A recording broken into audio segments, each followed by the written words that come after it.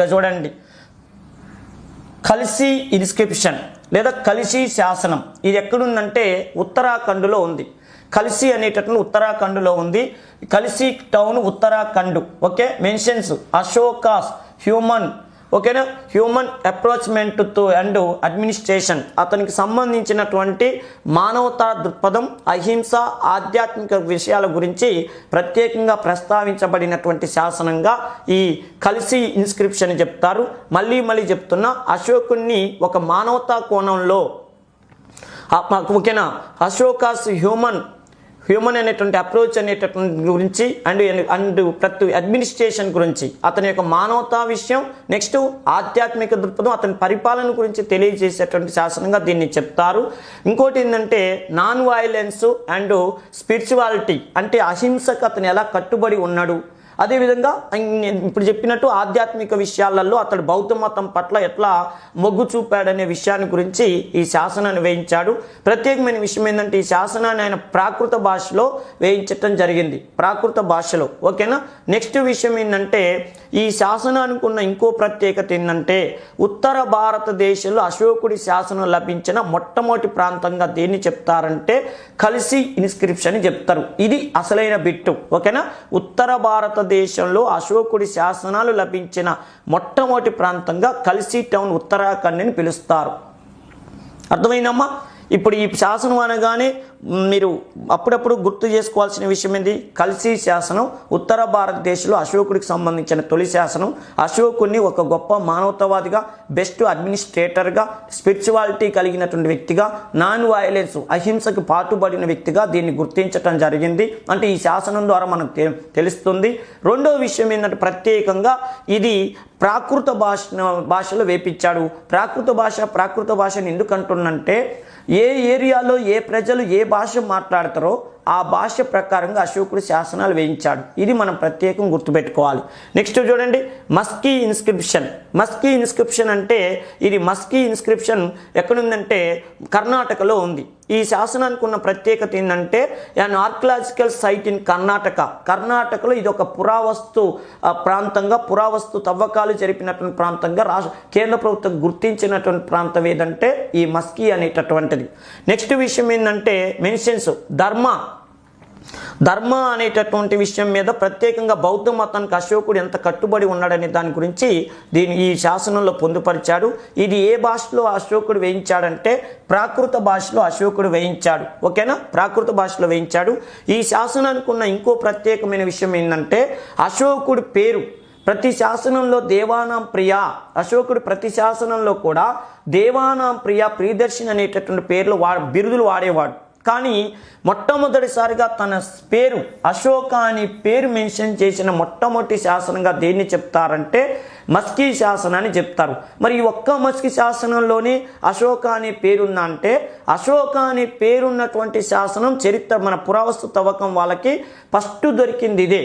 ఇంకా చాలా ఉన్నాయి, ఉదగోళం శాసనం, గుర్జరా శాసనం, ఇలా చాలా ఉన్నాయి.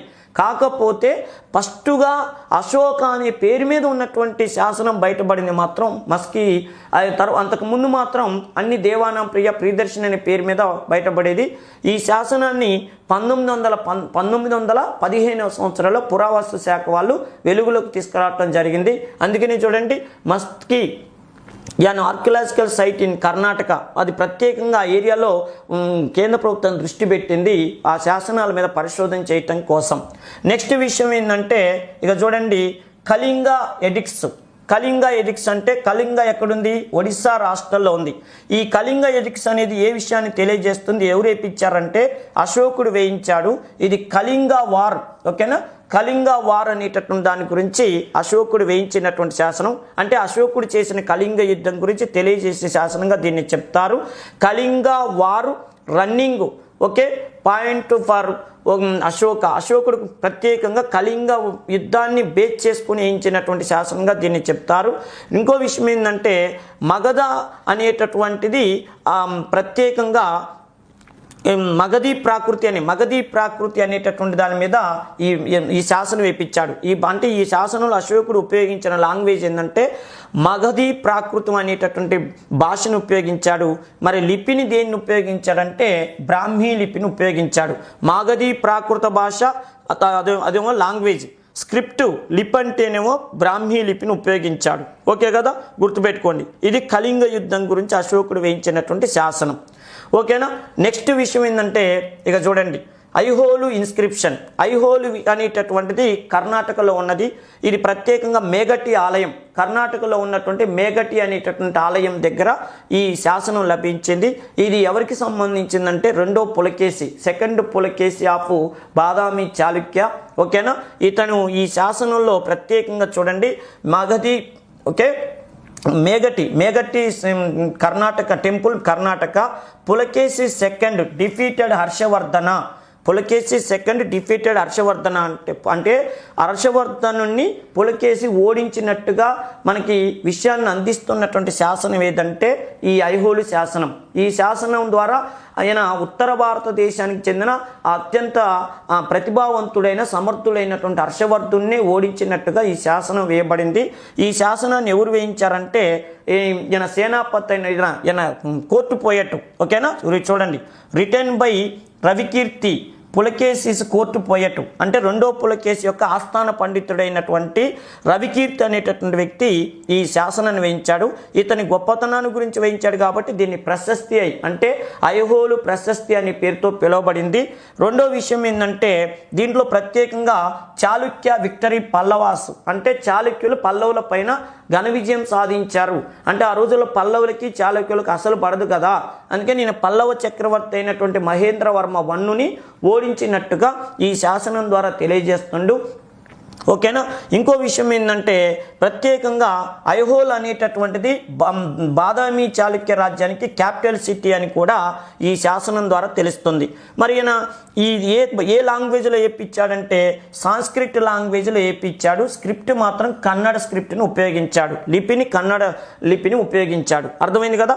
ఇప్పుడు ఇక మీరు ఇందులో ఎలాంటి డౌటు లేదు, మళ్ళీ చెప్తున్నా. ఐహోలు ఇన్స్క్రిప్షన్ అనగానే ఇది కర్ణాటకలోని మేగటి ఆలయంలో లభించింది. అదేవిధంగా location Meguti temple, Karnataka. Mentions Pulakeshi second defeated Harshavardhana. Language Sanskrit script, అదేవిధంగా లాంగ్వేజ్ సాంస్క్రిట్ స్క్రిప్ట్ ఏమో Kannada. Features Chalukya victory Pallavas. Capital ఏంటంటే Aihole Badami. Written by Ravikirti Pulakeshi's court poet. Okay. Samudragupta conquest by okay Harisena. అర్థమైందా.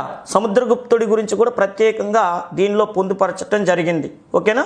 సముద్రగుప్తుడు అంటే గుప్త చక్రవర్తి అయిన సముద్రగుప్తుడి గురించి కూడా ఏ శాసనంలో ప్రస్తావించడం జరిగిందంటే ఐహోలు ఇన్స్క్రిప్షన్లో ప్రస్తావించడం జరిగింది. నెక్స్ట్ చూడండి, హతిగుంప ఇన్స్క్రిప్షన్.